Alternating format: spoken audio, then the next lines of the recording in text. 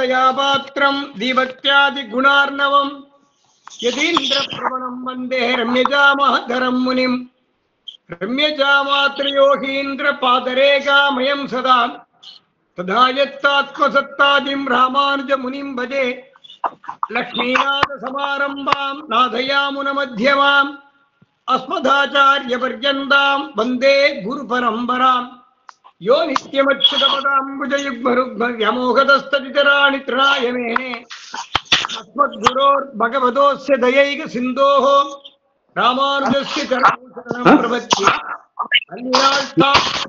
ஆரணங்கினின் துணைவி மல்லிநாடாண்ட மதமையில் மெல்லியலாள் ஆயர் குலவேந்தனாகத்தால் தென்புதுவை பயந்த விளக்கு போட்டுக்கால் கட்டில் மேல் மெத்தன்ன பஞ்ச சயனத்தின் மேலேறி கொத்தலர் பூங்குழல் நப்பின்னை கொங்க மேல் வைத்து கிடந்த மலர் மார்பாவாய் திரவாய் மணானை எத்தனை போதும் துயில் எழவட்டாய்கான் எத்தனை ஏலும் பிரிவாற்ற இல்லாயால் தத்துவமன்னு தகவேலோகரம்பாவாய் ஆண்டாள் திருவடிகளே சரணம்.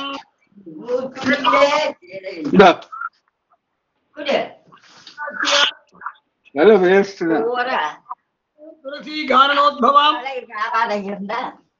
விஸ்வம்பராம் கோதாம் ஸ்ரீ அதெல்லாம் போட முடியாதப்பா. அதெல்லாம் டிசைன் சரியில்லை. அதெல்லாம் நாளாச்சு. ரங்கநாயகி தாயார் 5 வருஷம் பாவாடை துணி கூட துளசி காரணோத்பவாம் பாண்டே விஸ்வம்பராம் கோதாம் வந்தே ஸ்ரீ ரங்கநாயகிம் என்று ஸ்ரீ ரங்கபதியான பெரிய பெருமாளுடைய பட்ட மகிழ்ச்சி ஜெகன்மாதாவான ஆண்டாள் நாச்சியார்.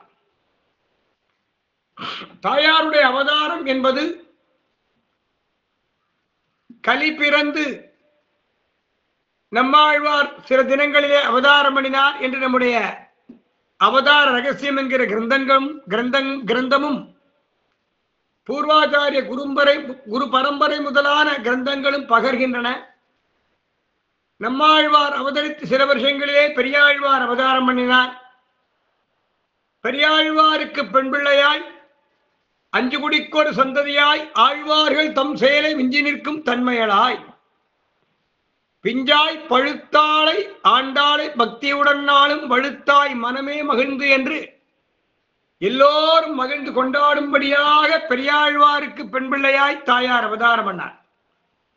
அந்த தாயாருடைய கருணையாலும் பெரிய பிராட்டியின் அனுகிரகத்தாலும் நாம் அனுபவித்து வருகிற திருப்பாவை வைபவத்திலே இன்றைய தினம் குத்துவிளக்கெரிய கோட்டுக்கால் கட்டில் மேல் மெத்தன்ன பஞ்ச சயனத்தின் மேலேறி கொத்தலர் பூங்குழல் நப்பின்னை கொங்கை மேல் வைத்து கிடந்த மலர்மார்பா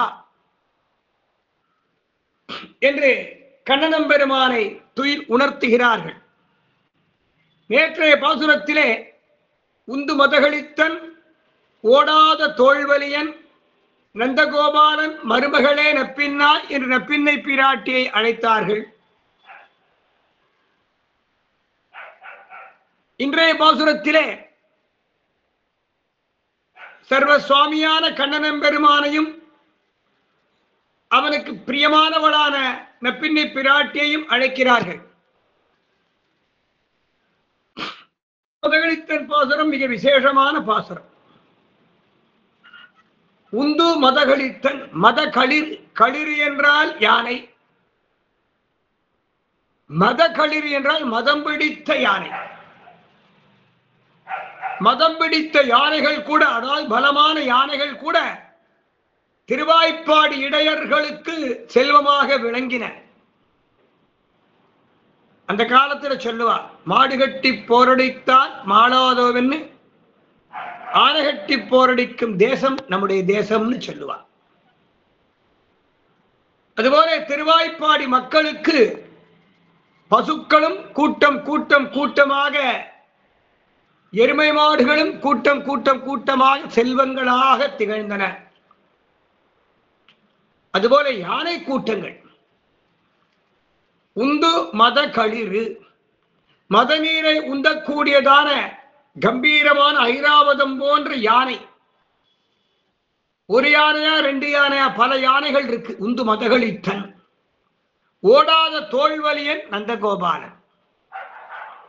நந்தகோபாலனுக்கு செல்வங்களாக திகழக்கூடிய யானைகள்.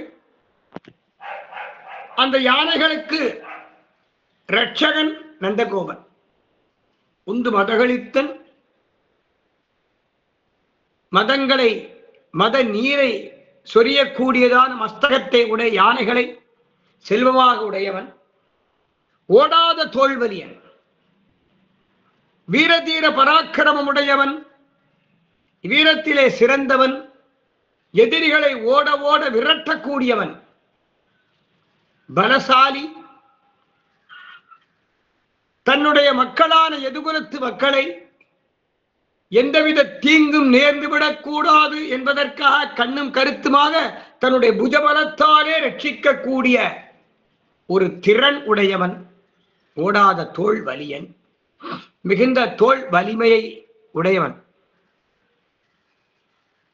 தோல்வலி வீரமே பாடிப்பற தூ மணிவண்ணனை பாடிப்பற என்று ஆழ்வார் எம்பெருமானுடைய தோல் வலியை சொல்றார். வலிமை. வலினா வலிமை. மல்லாண்ட தின் தோல் மணிவண்ணா என்று திருத்தோள்களுக்கும் பல்லாண்டு பாடினார் பெரியாழ்வார். உந்து மதகளித்தன். ஓடாத தோல்வலியன் நந்தகோபாலன். யானை கூட்டங்களை உடையவனாகவும் எதிரிகளை அஞ்சி அரண்டு ஓடக்கூடிய அளவிலே வீரமிடுக்குடைய திருத்தோள்களை உடையவனாகவும் திகழ்கிற நந்தகோபாலனுக்கு பிள்ளை கண்ணனம் பெருமான். உந்து மதகளித்தன். ஓடாத தோல்வலியன் நந்தகோபாலன். இந்த பாசுரத்திலே நந்தகோபன் மகன் கண்ணன் என்பதை காட்டிலும் நந்தகோபாலன் மருமகளே நப்பின்னாள். அவனுடைய மருமகளாகிய நப்பின்னை பிராட்டி. நந்தகோபன் தன்னுடைய குடிமக்களை குடிபடை மக்களை ரட்சிப்பதிலே தீவிரமான விசுவாசம் உடையவன். சிங்க கூட்டத்தை தன் பலத்தாலே வெருட்டி அடக்கி ஓட்டக்கூடிய திறன் படைத்த யானையை போலே திகழக்கூடியவன் நந்தகோபாலன். யானை குட்டியை போல குடு குடு குடுன்னு விளையாடிட்டு இருக்கானா கண்ணன். உந்து மத களிறு. குட்டி யானை எப்படி இருக்கும்? அழகா இருக்கும். குடுகுடுன்னு ஓடும், சறுக்கும். யானை குட்டியை பார்க்கிறோமோ இல்லையோ, சறுக்கும், விளையாடும். எல்லா ஜீவராசிகளும் குழந்தை பருவத்தில் விளையாடும். நாய்கள் குட்டி போடுறது, நாய்க்குட்டிகள் விளையாடுறது, சிங்கங்கள் குட்டி போடுறது, சிங்க குட்டிகள் விளையாடுறது. அதுபோல ஜீவராசிகள் அத்தனை பேர் சின்ன வயசுல விளையாடும். அழகான யானை குட்டியை போன்ற கண்ணனம் பெருமானையே தன் செல்வமாக உடையவன் நந்தகோபாலன். சகல புவனங்களும் சகல ஐஸ்வர்யங்களும் பிராட்டியுடைய ஆதீனப்பட்டவை. பிராட்டி பெருமாளுக்கு ஆதீனப்பட்டவர். அப்போ அத்துணை செல்வங்களுக்கும் அதிபதி ஸ்ரீமன் நாராயணன் தெரியாது. ஜெகத் சுவாமி, சகல ஜெகத் சுவாமி, சகல ஜெகத்துக்களுக்கும் உரியவன் சர்வேஸ்வரன் ஸ்ரீமன் நாராயணன் ஒருவனே. அது எந்த தேசமாயிருந்தா என்ன, எந்த உலகமாயிருந்தா என்ன, எம்பெருமான் நியமனப்படி படைக்கப்பட்ட உலகங்கள், எம்பெருமான் நியமித்தபடி பிரம்மாவாலே படைக்கப்பட்ட உலகங்களாச்சு. அத்தனை லோகங்களும் பெருமாளுடைய சொத்து. அதுபோல அந்த பெருமாளையே தனக்கு சொத்தாக உடையவன் நந்தகோபாலன். இந்த பெருமாள் சர்வேஸ்வரனே கிருஷ்ணாவதாரம் பண்ணியிருக்கான். நந்தகோபன் மகன் கண்ணனா பிறந்திருக்கான். சகல புவனங்களையும் தன்னுடைய ஐஸ்வர்யமாக உடையவனான சர்வேஸ்வரனே கிருஷ்ணாவதாரம் பண்ணி பிறக்க அந்த கிருஷ்ணனையே தனக்கு செல்வமாக உடையவனான நந்தகோபாலன். உந்து மதகளிற்றன். ஓடாத தோல்வரி. சகல புவனங்களையும் ரட்சிக்கக்கூடிய எம்பெருமானை ரட்சிப்பதிலே கண்ணும் கருத்துமாக தன்னுடைய வீர தீர மிடுக்கு மிளிரும்படி நடந்து கொள்ளக்கூடியவன் நந்தகோபாலன். அப்படிப்பட்ட நந்தகோபனுக்கு மருமகளே நப்பின்னாய். நந்தகோபன் மருமகள்னு சொன்னா நப்பின்னைக்கு ரொம்ப சந்தோஷம் ஏற்படுமா. எம்மா நப்பின்னை அப்படின்னு கூப்பிடுறத விட ஏமா எங்க நந்தகோபாலனுடைய மருமகளாச்சே, நீ அவனுடைய நாட்டு பொண்ணாச்சே, அவனுக்கு ரொம்ப சந்தோஷம் ஏற்படும். யாருக்கு எந்த விஷயத்துல பிரீத்தியோ எந்த விஷயத்துல சந்தோஷம் ஏற்படுமோ அதை சொல்லித்தானே கூப்பிடுவான். அது லோக தர்மம். கந்தம் கமழும் குழலி, அழகிய குழல் கற்றையை உடையவள் இந்த நப்பின்னை பிராட்டி. கரு கரு கரு என்று சுருள் சுருள் சுருளாக உடைய கேசத்தை உடையவள் நப்பின்னை பிராட்டி. கந்தம் கமழும் குழலி. என்ன கந்தம்? திருவாய்ப்பாடி இடைச்சிகள் கோகுலத்து பெண்கள் சதா சர்வ காலம் பாலை கறந்து கொண்டே இருப்பார்கள். ஒரு சில பெண்கள் கறந்த பாலை அடுப்பிலே காய்ச்சுவார்கள். சில பெண்கள் காய்ந்த பாலை தயிர் உரை ஊற்றுவதற்காக தயார் பண்ணுவார்கள். சில பெண்கள் உரை ஊற்றிய தயிரை கடைவார்கள். சில பெண்கள் கடைந்த வெண்ணெயை எடுத்து பத்திரப்படுத்தி வைப்பார்கள். சில பெண் பிள்ளைகள் கடைந்த வெண்ணெயை பத்திரப்படுத்தப்பட்ட வெண்ணெயை நெய்யாக்குவார். அதை பூரா கண்ணன் பார்த்துட்டே இருப்பான். தனக்கு நெய் வேணுமா, தயிர் வேணுமோ, வெண்ணெய் வேணுமா, எது வேணுமோ அந்த இடத்துல போய் நிற்பன். அவன் வெண்ணெய்க்கும் நெய்க்கும் பாலுக்கும் அடிமைப்பட்டவன். கண்ணன் வெண்ண திருடினான் வெண்ண திருடினான் சொல்லுவார். அதுல ஒரு தத்துவம் உண்டு. பக்தாளுடைய மனசு வெண்ணையை போல வெண்மையா இருக்கும், தூய்மையா இருக்கும். பக்தாள் மனசை திருடக்கூடியவன் கண்ணன். பக்தாள் மனசு பவித்திரமா இருக்கும். அந்த பவித்திரத்தை தான் பெருமாள் விரும்புகிறார். அந்த பவித்திரத்தை திருடக்கூடியவன் கண்ணன். பக்தாள் மனசு சதா சர்வகாலமும் எம்பெருமானை பற்றிய சிந்தனமே நிறைந்து விளங்கும். தன்னை பத்தி யார் நினைக்கிறாளோ அவளை பத்தி பகவான் நினைப்பார். அப்படிப்பட்ட பக்தாள் மனசை திருடக்கூடியவன் எம்பெருமான். பக்தாள் மனசை போல உள்ள வெண்ணையை களவு செய்தான். அந்த வெண்ணையை சாப்பிட்டுட்டு ஒரு வீட்டுக்கு போறான். வெண்ணை திருடுறான். அந்த அம்மா கையங்களுமா பிடிச்சுட்டா, கட்டி போடுறா. அவன் கட்டி போடும்போது அவள் பெருசு உயரமா இருப்பா. இவன் குள்ளனாச்சு, சின்ன குழந்தையாச்சு. அந்த இடைச்சி முழங்கால விட குட்டையா இருக்கானா. அப்போ அவன் இடுப்புல கட்டணும். அந்த இடைச்சி உட்கார்ந்துடா, தன்னை தாழ்த்திண்டா. தான் உட்கார்ந்துட்டு அந்த இடுப்பை குனிஞ்சு கட்டுறான். தான் உட்கார்ந்தா கூட இடுப்பு இன்னும் குட்டையா இருக்கான். குனிஞ்சு அந்த இடுப்புல ஒரு கயத்தை கட்டுறான். அந்த கயத்தை எடுத்து பார்க்கிறா. அப்படி தன் தோல்ல போட்டு பார்க்கிறா. தன் இடுப்புல கட்டி பார்க்கிறா. உறுத்துறது. ஐயோ, இந்த கயிறு இந்த குழந்தை இடுப்பை உறுத்துமே. அதை பிரிக்கிறா. சின்ன கயிறாக்குறா. அதையும் பிரிக்கிறா. சின்ன கயிறு அதை கட்டி பார்க்கிறா. அதுவும் உறுத்துறது. இப்படியே பிரிச்சு பிரிச்சு பிரிச்சு பிரிச்சு பார்த்து மயிர் இழையை விட மிக குறைந்ததான கனத்தை உடைய ஒரு கயிறை தேர்ந்தெடுத்துட்டான். அதை வச்சு கட்டி போடுறான். பூர ஊதினா அந்த கயிறு பறந்து போயிடும். கண்ணன் ஒரு விரல் அப்படி பண்ண அந்த கயிறு அருந்து போயிடும். கண்ணன் அதை அறுக்க விரும்பல. இவள் பாசாலே கட்டினாள். கண்ணும் சிறு தாம்பினால் ஆய்ச்சி கண்ணி குறுங்கழித்தால் கட்ட தான் கட்டுண்டு இருந்தான். அவள் கட்டினால் இவன் கட்டுண்டு இருந்தான். சரி, இந்த சின்ன கயிறு தானே, கட்டிட்டு போறேன், அறுத்துன்னு போயிடுறேன் அப்படின்னு ஒரு சபதம் போட்டான். அந்த இடைச்சியும் கட்டி போட்டா. அந்த இடைச்சி அந்த பக்கம் போனவனே கயத்தை அறுத்து பார்த்தான். அறுக்க முடியல. ஒரு கையாலே அறுத்து பார்த்தான். அறுக்க முடியல. இரண்டு கையாலையும் அறுத்து பார்த்தான். அறுக்க முடியல. தன் தெய்வீக பலம் முழுவதையும் பிரயோகம் பண்ணி அறுத்து பார்க்கிறான். அந்த கயிறு குறுங்கயிறு, கன்னி குறுங்கயிறு, ஆய்ச்சி அன்பினால் கட்டியதான கன்னி குறுங்கயிறு, இடைச்சிதன் பாசத்தை கொண்டு கட்டியதான கயிறு. பெருமாளுக்கு அறுக்க முடியாது. பெருமாள் பார்க்கிறார். என்ன, ஒரு மலையை தூக்கிடுவேன், பலமான அசுரர்கள் வந்தா ஒரு உதேலவான சம்ஹாரம் பண்ணிடுவேன். கேவலம் இந்த சின்ன கயரை அறுக்க முடியலையே, இந்த சின்ன கயரை அறுக்க முடியலையே. பார்க்கிறான் அந்த கயத்திலே, கயத்துக்கு இத்துணுண்டு பலம் தான், கொஞ்சம் பலம் தான், அல்ப பலம். அந்த அல்ப பலத்திற்கு மேலே ஒரு உணர்வு தெரியாது, அந்த இடைச்சியுடைய உணர்வு. இந்த கண்ணனை என் பாசத்தாலே கட்டி உள்ளேன், யாராலும் அறுக்க முடியாது. பாசம், ஞான மார்க்கம், பக்தி மார்க்கம், யோக மார்க்கம், இதெல்லாம் சிறந்ததுன்னு சொல்லுவார். கலியுகத்திலே நம்முடைய ஆச்சாரியர் நமக்கு காட்டி கொடுத்த மார்க்கம் சரணாகதி மார்க்கம், பிரபத்தி மார்க்கம். போருமே, பிரபத்தி பண்ணா போருமே, பிரபத்தி பண்ணா போருமே.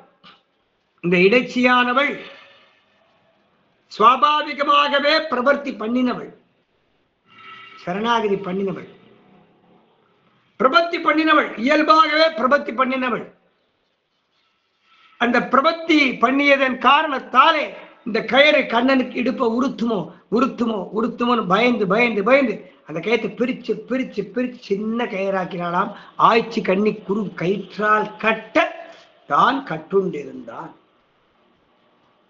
அப்ப எப்பேற்பட்ட பெருமாள், பெருமாளால் அறுக்க முடியல, தன் முழு பலத்தை பிரயோகம் பண்ணான், அறுக்க முடியல. பார்த்தான், இந்த தாயார் என்னை கயிற்றால் கட்டவில்லை, அன்பினால் கட்டியுள்ளான், பாசத்தால் கட்டியுள்ளான். இந்த பாச கயிற்றை என்னால் கூட அறுக்க முடியாது. ஓ, இவ்வளவு பிரியமா என் மேலே, இவ்வளவு பாசமா என் மேலே, இவ்வளவு நேசமா என் மேலே. பெருமாள் பிரமிச்சு போயிட்டார். அடாடா, இந்த ஜனங்களுக்கு நான் எதை தரப்போறேன் எதை தரப்போறேன் அப்படின்னு மயங்கினான் எம்பெருமான். எதை செய்வேன் எதை செய்வேன் எதை செய்வேன். ஆய்ச்சி கண்ணி குறுங்கயிற்றால் கட்ட தான் கட்டுண்டு இருந்தான், கட்டுப்பட்டான், கயிற்றை அறுக்க முடியல.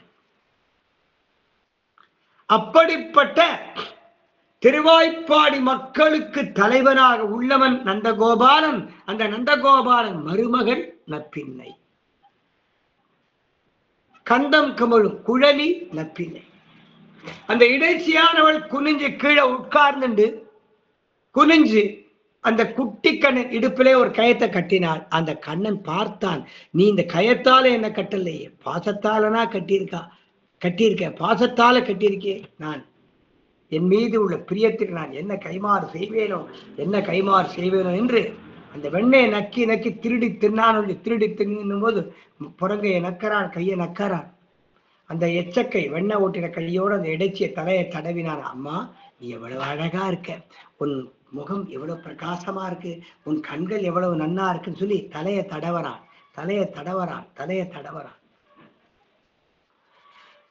சர்வகந்தஹா, சகல சுகந்தங்களுக்கும் சுகந்தமாக திகழக்கூடியவன் எம்பெருமானாச்சே. அவனுடைய திருக்கரம் பட்ட உடனே அந்த இடம் எப்படி இருக்கும்? கம கம கமன் இருக்கும். ஏலா லவங்க கனசார சுகந்த தீர்த்தம் சொல்றாளுங்க. பெருமாளுக்கு திருக்கை அலம்பி விடணும், திருவடிகளை சோதிக்கணும், அர்க்கபாத்தி ஆகமனியாதிகள் கொடுக்கணும். வெறும் தீர்த்தம் கொடுக்கப்படாது. ஏலக்காய், ஜாதிக்காய், கிராம்பு, குங்குமப்பூ கலந்த தீர்த்தத்தை சமர்ப்பிக்கணும், சுகந்தமா இருக்கணும். அப்படி சுகந்தமான பெருமாள், சுகந்தங்களுக்கும் சுகந்தம் என்ற குணத்தை கொடுக்கக்கூடிய சுகந்தமான பெருமாள் இந்த இடைச்சியின் தலையை தடவரான். அம்மா, என் மேல எவ்வளவு பாசம் உனக்கு, எவ்வளவு அன்பு, எவ்வளவு பிரியம். அப்போ சர்வேஸ்வரன் திருக்கரத்தாலே ஸ்பர்சிக்கப்பட்ட காரணத்தினாலே கந்தம் கமழும் குழலி, அழகிய கேசம், கந்தம் மிகுந்ததான கேசம், நறுமணம் மிகுந்ததான கேசம், கந்தம் கமழும் குழலி, கண்ணனுக்கே வாழ தலைப்பட்டுள்ளோம் என்ற சரணாகதி தத்துவத்தை உடையவர்கள் அர்த்தம். கண்ணனுக்கே அடிமை என்று வாழ தலைப்பெய்திட்டோ. அப்போ பெருமாளுடைய திருவடிகள் இவா சிரசில படுறது, பெருமாளுடைய திருவடிகள், கண்ணனுடைய திருவடிகள் இவா சிரசில படுறதுனாக்க அந்த சிரசு நறுமணம் இருக்குமா, துர்மணம் இருக்குமா? நறுமணம். அதான் சொல்றாரு, கந்தம் கமழும் குழலி.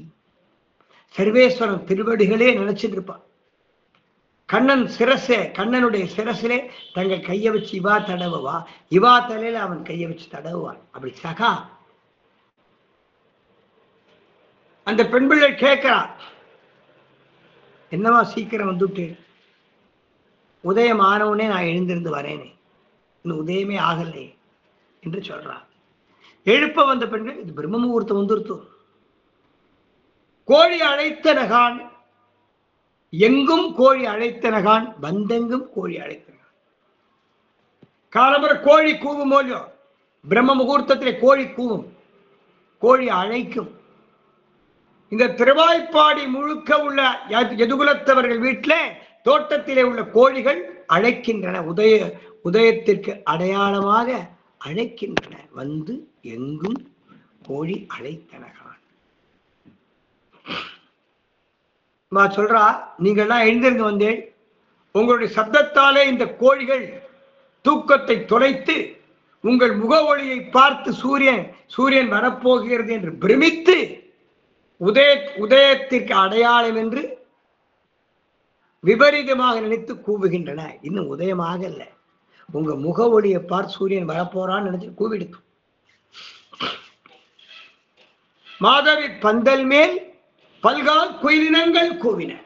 குயில்கள் மாதவி புஷ்ப பந்தல்ல உட்கார்ந்து கூவுறது, அதுவும் காதையில் விடலையா? பந்தார் விரலி உன் மைத்துனன் பேர்பாட. உள்ள இருக்கிற பெண் கேட்டா, சரி ஒரு சீக்கிரம் எந்திருந்து என்ன பண்ண போறோம் சொல்லுங்க.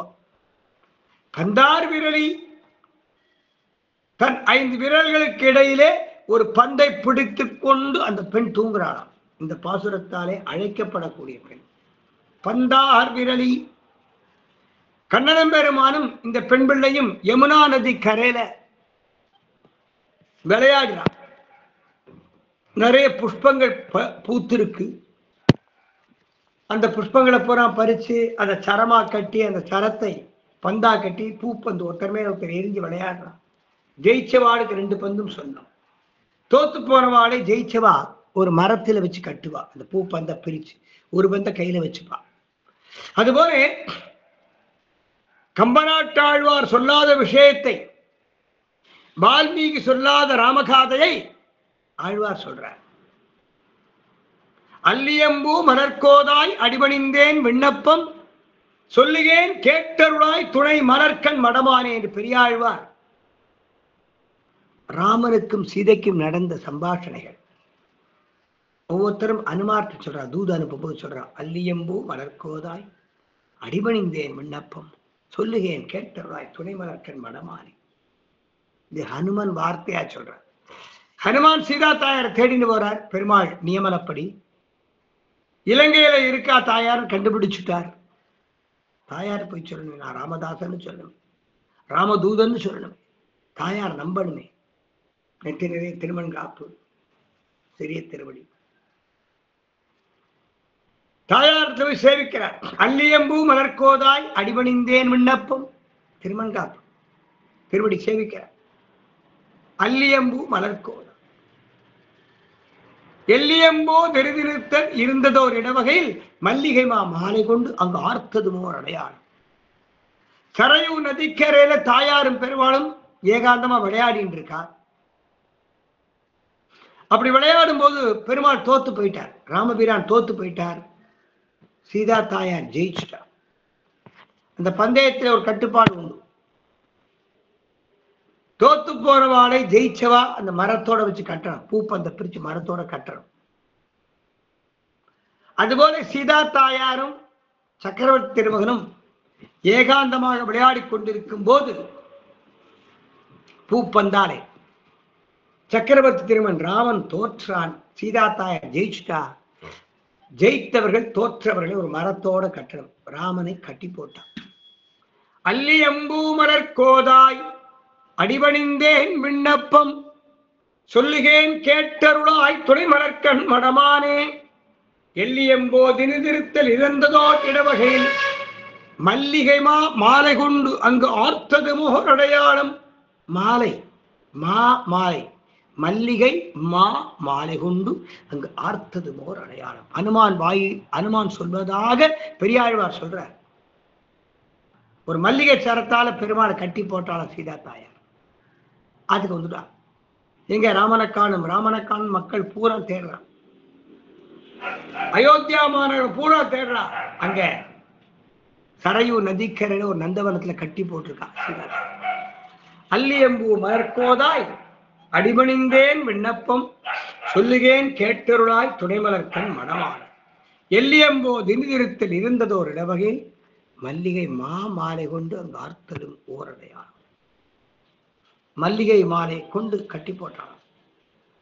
இதை கம்பநாட்டு ஆழ்வானும் சொல்லவில்லை, வால்மீகி பகவானும் ஆதிகாவியமான வால்மீகி ராமாயணத்தில் சொல்ல பெரியாழ்வார் சொல்றார். அவர் மயர்நலம் மதிநலம் அருள பெற்றவர். எந்த வைபவம் எங்க நடந்தோ அப்படியே பெருமாள் சேவை சாதிப்பார். அது அப்படியே சொல்லக்கூடியவர் ஆழ்வார். இதை திருவடியான ஹனுமான் சீதா தாயாரை தேடி சென்று இலங்கையில் தான் இன்னார் என்று நிரூபணம் பண்ணுவதற்கு இந்த வார்த்தையை சொன்னார். அதுபோல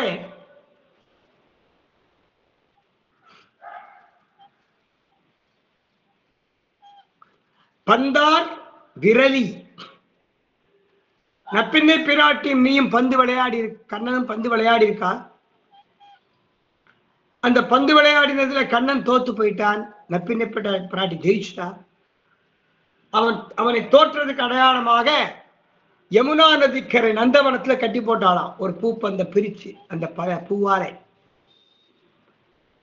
மற்றொரு பந்தை எடுத்துன்னு வீட்டுக்கு போய் நான் கண்ணனோட விளையாடினேன், கண்ணனை ஜெயிச்சுட்டேன்னு காமிக்கிறா. அந்த விளையாடின களைப்பின் மிகுதியால தூங்கி போயிட்டாளாம்.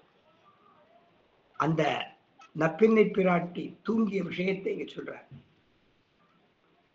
பந்தார் விரலி உலகத்தையே தனக்கு சரீரமாக உடையவன் எம்பெருமான். உலகத்தை தனக்கு திவ்ய மங்களகரமான சரீரமாக உடைய பெருமாளையே தன் 5 விரல்களுக்கு இடையில் பிடித்து உறங்குவதை போல் இருக்கிறதுன்னு சொல்றார். தாயார் பந்தைத்தான் பிடிச்சுன்னு தூங்கினா. அந்த பந்து எப்படி இருக்கான்? உலகத்தையே தனக்கு சரீரமாக உடைய பெருமாளை போல் உள்ளது. அப்ப உலகம் உருண்டைன்னு ஆண்டாள் நாச்சியார் சொல்லியிருக்காரு 5000 வருஷத்துக்கு முன்னாடி. இவனும் மெகல்லன்கிறவன் ஏதோ ஒரு பேர் போர்ச்சுகீசியன் 17th செஞ்சுரியில கண்டுபிடிச்சான்னு நம்ம பாடம் படிக்கிறோம். பாரத தேசம் பூரா பாடத்திட்டம் மாறணும், நல்லவாளை வச்சு பாடத்திட்டத்தை தயார் பண்ண. அப்போ பல கோடி வருஷங்களுக்கு முன்பே உலகம் உருண்டைன்னு கண்டறிந்தவர்கள் நம்முடைய பெரியவா. பந்தார் விரலி உன் மைத்துனன் பேர்பாட செந்தாமரை கையால் சீரார் மலை ஒலிப்ப வந்து திறவாய் மகிழ்ந்து என்று பாசுரம் அள்ளினார்கள். இன்றைய பாசுரம் குத்து விளக்கெரிய கோட்டுக்கால் கட்டில் மேல் மெத்தென்ன வந்து சயனத்தின் மேலேறி கொத்தலர் பூங்குழல் நப்பின்னை கொங்கை மேல் வைத்து கிடந்த மலர் மார்பா வாய் திறவாய் மைத்தடம் கண்ணினாய் நீ உன் மணாளனை எத்தனை போதும் துயில்தாய்கான் எத்தனையேலும் பிரிவு ஆற்ற இல்லாயால் தத்துவம் அன்னு தகவு. எம்பெருமானுக்கு தத்துவத்தை சொல்லிக் கொடுத்தார். எங்களை ரட்சிக்க வேண்டியது உன்னுடைய கடமை, உன்னுடைய தத்துவம் என்று பெருமாளையும் தாயாரையும் அவர்களுக்கு உண்டான கடமையை சொல்லி அழைக்கிறார்கள். குத்துவிளக்கெரிய கோட்டுக்கால் கட்டில் மேல் மெத்தன்ன பஞ்ச சயனத்தின் மேலே. குத்துவிளக்கு பிரகாசமாக எரியறதான். யானை தந்தத்தால் ஆன மஞ்சம் சப்பர மஞ்சத்திலே பெருமாளும் தாயாரும் சயனம் பண்ணிட்டு இருக்கா. மெத்தென்ற பஞ்ச சயனத்தின் மேலேறி சயனம் பண்ணிட்டு இருக்கா. கொத்து அலர் பூங்குழல் நப்பின்னை மிகுந்த வாசனை மிகுந்த புஷ்பங்களை தலையில் சூடியவளான் நப்பின்னை. கருன்னு முடி வளர்ந்துருக்கு அவளுடைய முடி. இந்த திருவாபரங்கள் சாத்தின்னு இருக்கா, அவ்வளவு அழகா இருக்கா. கொத்து அலர் பூங்குழல் நப்பின்னை கொங்கமேல் வைத்து கிடந்த மழமார்பா. தாயாரும் பெருமானும் நப்பின்னை தாயாரும் கண்ணனும் பெருமானும் சயன மஞ்சத்தில் சயனம் பண்ணிட்டு இருக்கா. நப்பின்னை தாயார் திருமார்பிலே தன் திருமார்பு பதியும்படி பெருமாள் சயனம் சென்றிருக்காராம். வைத்து கிடந்த மலர்மார்பா வாய் தரவாய் மைத்தடம் கண்ணினால் நீ உன் மணாளனை எத்தனை போதும் துயில் எழ ஒட்டாய்கான் எத்தனையேலும் பிரிவு ஆற்றவில்லாயால் தத்துவம் அன்னு தகவு.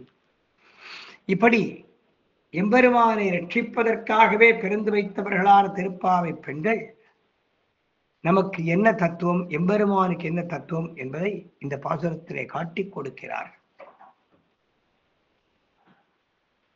தாயாருடைய பாசுரம் என்பது மற்ற ஆழ்வார்கள் பாசுரத்துக்கு எவ்வளவு கௌரவம் உண்டோ அவ்வளவு கௌரவம் தாயாருடைய பாசுரத்திற்கு. சாட்சாத் பூமி தாயாராச்சே.